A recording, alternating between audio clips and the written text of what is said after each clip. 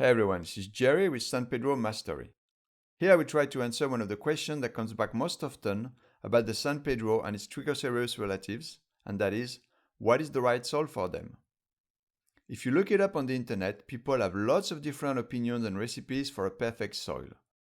These will often include sand and rocks, sometimes even coconut fiber, vermiculite or pumice. It can all get very confusing, but don't worry. Here I will give you a super simple recipe with only 2 ingredients, both of them very easy to find.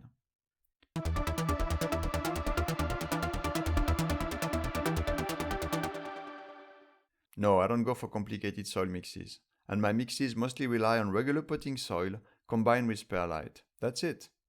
Why? Simply because I have not noticed any improvement in health nor in speed of growth by using more sophisticated mixes. San Pedro and other Trichocereus cacti are very tolerant and will adapt themselves well to different soils. I think it does not really matter what kind of soil mix you have, as long as it is rich and has good drainage. My basic recipe for a San Pedro soil involves regular potting soil and perlite. Let's take a look at these 2 ingredients. The regular potting soil is the one you can buy cheaply in a garden store. You need to take a look at the list of ingredients on the bag. Ideally, you want a soil with just peat moss. Coconut coir is a very common ingredient, and I personally would not recommend it, for reasons I will explain in next week's video, which will be kind of a part 2 to this one.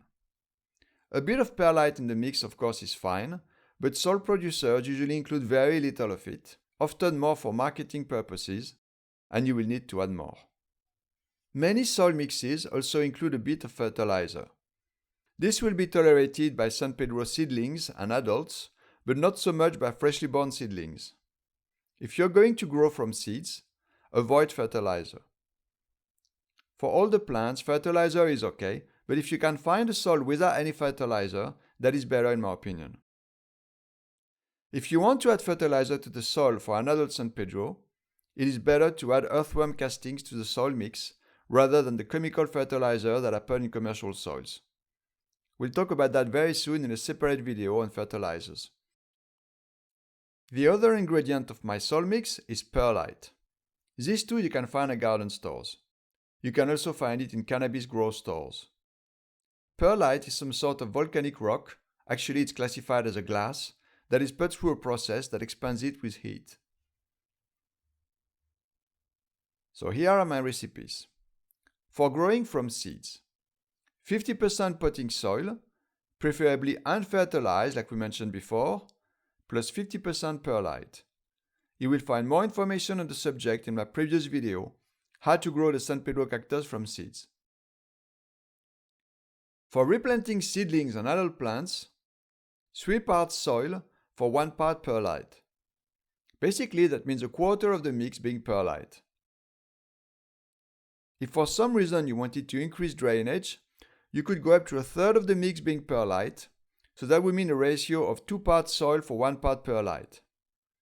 Take into consideration that although this increases drainage, it reduces the quantity of available nutrients in the soil, and it will give your soil more fluidity, which could pose a problem of stability for taller plants, especially if they are outside and exposed to the wind. These recipes are just things I've tried and that have worked out for me. There are certainly other ways to do it.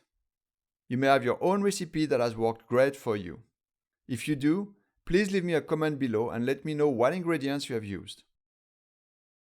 Now make sure you don't miss next week's video, as it is a question and answer special about soil.